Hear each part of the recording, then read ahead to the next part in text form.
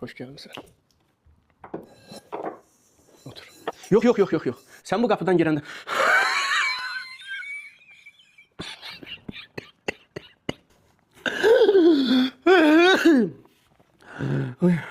Vay. İçinde şüphe var. Termanı bas diye. Ne diyorsun sen?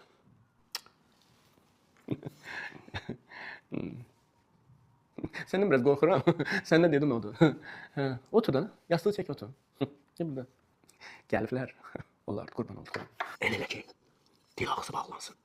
Məni görəndə elə bilsin ki, mələyəm. Göylərdən gəlmişəm. Gətirmisən? Ver görüm. Ver görüm əlindəkini. Ver. Ver buradan, mağımın. Buna vurmuş eli. Yaş. Bu tava bir də sənin başına çırpılmasın.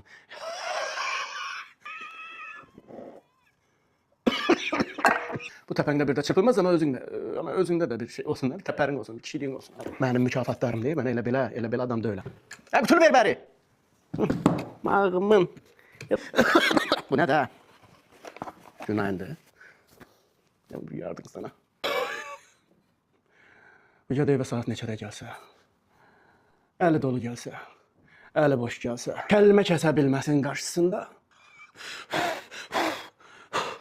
Tarda sağ ölüm yoxdur bebe. Sağ ölüm yoxdur. Apar. Bunu da ver taksın başına. Tamam.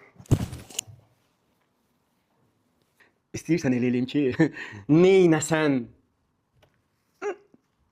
Bunlar bu yağı da götürüm paltarlarına səpbəyə.